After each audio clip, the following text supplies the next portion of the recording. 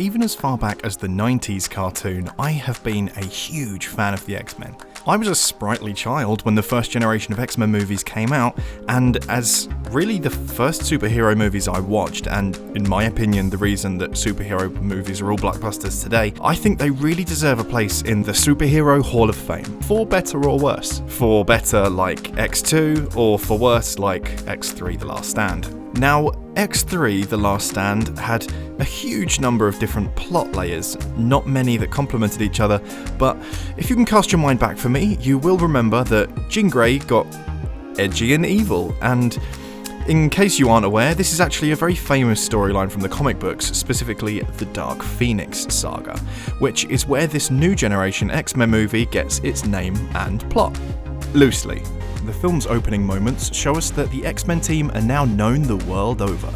Well, known well enough to be sent into space by the President to rescue an international space station or something. It's an awesome scene, and it really shows how well the gang's working together. And in a turn of events that won't surprise any long-term X-Men fans, Jean gets lamped by the space energy that was going to blow up the station, and her powers get dialed all the way up to 11. The film then turns to a much angstier direction as Jean Grey starts to lose control of these fantastic abilities and then regain control of them as she starts to turn darker and welcome this new power. Jean Grey is an emotional centre point of the movie, as you'd expect, but I don't think they've done a good job of getting her up there. Like, they've spent so much time in this generation of movies on the dynamic between Xavier and Magneto that the young'uns like Jean, Scott and Storm, that ensemble, they just don't seem to carry a lot of emotional weight.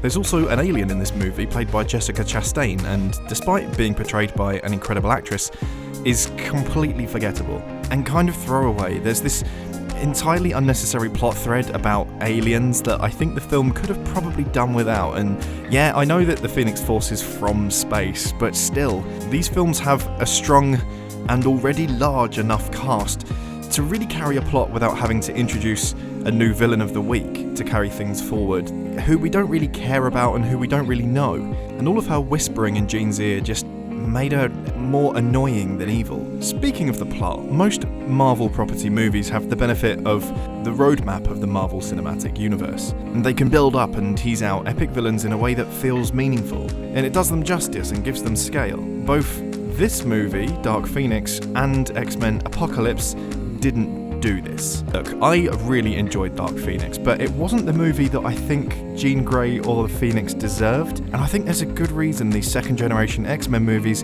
aren't matching the highlights of the Marvel Cinematic Universe. There's no Winter Soldier or Thor Ragnarok in the Sony world. Every X-Men movie has been sort of exactly what you expected it to be. I'm going to give Dark Phoenix 2.5 stars.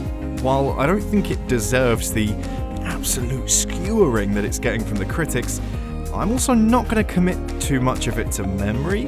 If you're an X-Men fan, it's worth completing your collection, but there are better X-Men movies, there are worse X-Men movies, and there are substantially better superhero movies. But if you're looking for something to eat popcorn to, then it's absolutely ideal. What did you think of Dark Phoenix? Let us know in the comments below. And for all the latest movies and games, visit us in-store or at webuy.com. See you next time. CeX.